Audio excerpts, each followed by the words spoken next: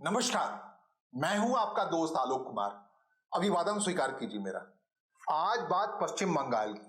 पश्चिम बंगाल में सवाल के साथ बात कि क्या ममता बनर्जी 20 साल पहले पश्चिम बंगाल की राजनीति में जिस जयघोष के साथ आई थी, जिस तरीके से उन्होंने वामपंथ के दुर्ग को ध्वस्त किया था, वहां टीएमसी के तिरंगे को लहराया था, क्या ममता बनर्जी उसी अंदाज में बनी रहेंगी, सूर्योदय के अंदाज में, या उनके सूर्यास्त का समय आ गया है?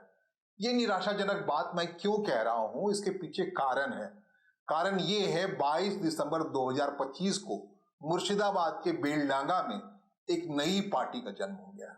पार्टी का नाम है जनता उन्नयन पार्टी और इसके संस्थापक हैं हुमायूं कबीर, जो टीएमसी से निलंबित विधायक है। ये थे ममता बनर्जी के साथ ही, लेकिन इन्होंने एक जिद ठान ली थी। 6 दिसंबर 2025 को इन्होंने मुर्शिदाबाद के बेलडांगा में बाबरी मस्जिद के रेप्लिका का मस्जिद बनाने का शिलान्यास कर दिया। इस जिद के आधार पर इनको टीएमसी से निलंबित कर दिया गया, क्योंकि ममता बनर्जी चाहती नहीं थी उनके ऊपर मुस्लिम ध्रुवीकरण का, मुस्लिम खेमे में धकेल दिए जाने का कोई आरोप लगे।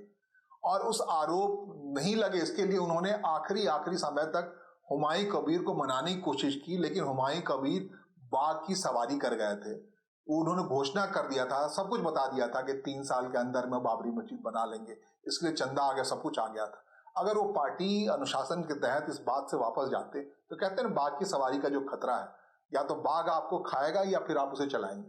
तो हुमायूं कबीर के लिए मुश्किल हो गया कि वो आखिरी वक्त पर अपने शिलान्यास की योजना को या बाबरी मस्जिद मुर्शिदाबाद में बनाने की योजना को टाल जाए।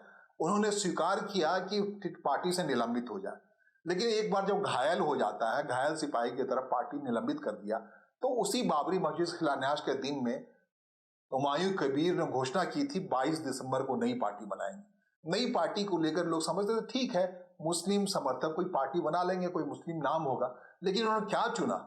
इन्होंने टीएमसी का रेप्लिका चुन लिया।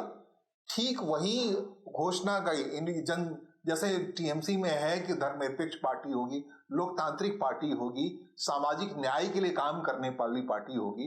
तो हुमायूं कबीर ने अपने जो उनका ओरिजिनल पार्टी था, उसी के एजेंडे को उठा करके इस पार्टी में चेप दिया। उन्होंने कहा कि जनता उन्नयन पार्टी जो जप है वो भी धर्मनिरपेक्ष होगी, सामाजिक न्याय के लिए लड़ेगी, सामाजिक उन्नयन के लिए लड़ेगी, जो मार्जिनलाइज सेक्शन के लोग हैं उनके उत्थान के लिए लड़ेगी, और ये एश्योर करेगी मुस्लिम बहुल इलाका में पॉलिटिक्स के बावजूद 20% जो सीटें हैं विधानसभा की वो हिंदू उम्मीदवार को दिया जाए।